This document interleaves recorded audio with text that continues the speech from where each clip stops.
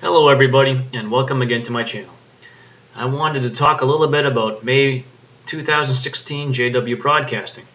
This episode features Anthony Morris, and the only part I actually watched had to do with his comments. So he opens up talking about how the family unit is under vicious attack. And for Jehovah's Witnesses, that could not possibly be more true. Now, he recommends imitating the love that Jesus showed to his disciples in dealing with your family. However, this stands in stark contrast with the way the Watchtower actually advocates you to treat your family. So, for example, if one of your family members breaks the Watchtower rules, the Watchtower tells you to shun them, to not talk to them, unless it's strictly about family business. And the vast majority of witnesses will follow that rule. They won't talk to or have anything to do with their family member, oftentimes whether or not they live in the house. Or even if the family member is still in the house, still keep their conversations to a minimum. So he talks about imitating Christ, but the example that the witnesses set is anything but what Christ would do. So very interesting. So the truth of the matter is, yes, the family unit is under vicious attack if you are one of Jehovah's Witnesses. That point goes without saying. So he talks about the application of Christ-like love that keeps the family together. So on some level, the Watchtower must know that they are breaking up and destroying families by the fact that they advocate such an unloving and such a hateful way to treat individuals that are your own family members. So then later on he compares modern life in the world to being like having diabetes. And I'm guessing that he doesn't have a whole lot of medical knowledge. Myself, I actually went to a training class for diabetes. At one point, I worked for a company that made meters for people that had diabetes.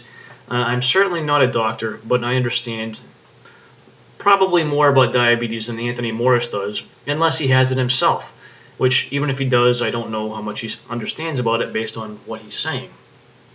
So he describes the causes, saying that they're believed to be genetic and environmental.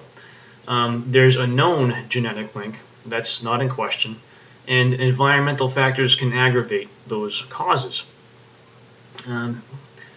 But the type of diabetes he talks about, he calls it severe diabetes, when you need insulin injections. That is actually called type 1 diabetes. It's called insulin dependent. And that means that your body does not produce insulin, which is why you need to take injections of insulin. Type 2 diabetes is not insulin dependent, meaning that you do not need to take insulin. But sometimes with type 2 diabetes, depending on how severe it is, you can completely make it go away for a certain amount of time by changing your diet and your lifestyle. So if you eat properly and exercise, if you have mild type 2 diabetes, there's a chance that you won't have to take any medication. However, for type 1, you will always need insulin. So this is a fascinating comparison, and it's a very surface level treatment of diabetes. And he compares the insulin injections to having injections of God's Word.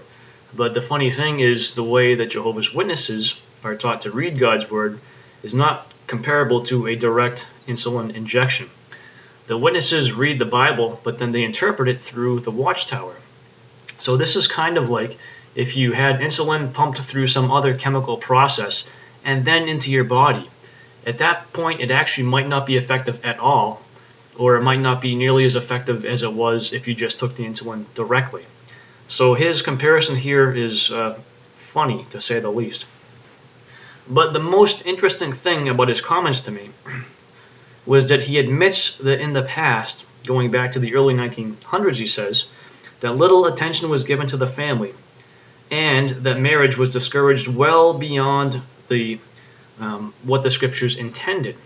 So basically what he is telling you here is that back in the past, what he calls the early 1900s, the society as it was at that point was actually not following the Bible.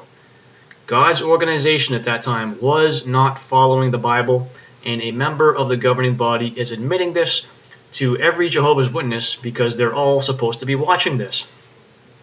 This should be interesting to everybody. Jehovah's Witnesses are here admitting that at times they have not even come close to having the truth because they weren't following the Bible by their own admission. So the past is irrelevant to them. the governing body can tell people that and get away with it. There's a theory about groups like the Watchtower and Jehovah's Witnesses, and that's that they have to become more extreme as time goes on. So what you're seeing now is they've become extreme to the point where they can openly admit their faults in the past and expect their believers to ignore what they've just heard. So in this particular case, you have a direct admission that they were not following the scriptures, but that's okay, and most people will take it like that. So that's a very fascinating thing to me, but this demonstrates that the Watchtower is becoming more extreme, and I believe you can expect that trend to continue and to increase. Now, another fascinating thing he did was he read the 23rd Psalm, except he reworded it to apply it to a family head. And if you notice, he didn't even pick up the Bible to do this. He had some little piece of paper that he was reading from. And he, of course, applied it to that family head, the father, as doing all kinds of organizational activities that led to the family being happy. But the irony of this is directly following this, I started watching part of their presentation about the family study.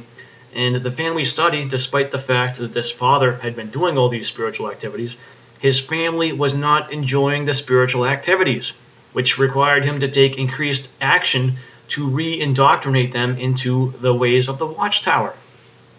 So the demonstration they showed completely and totally defeated the false reading that Anthony Morris gave of the 23rd Psalm. It's to the point where they're actually demonstrating to you why they are incorrect, and people just aren't picking up on it.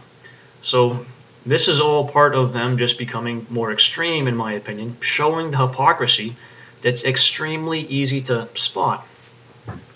But that's just a few brief comments. There's more of JW Broadcasting. I just don't really happen to care to watch it. So anyways, thanks for watching.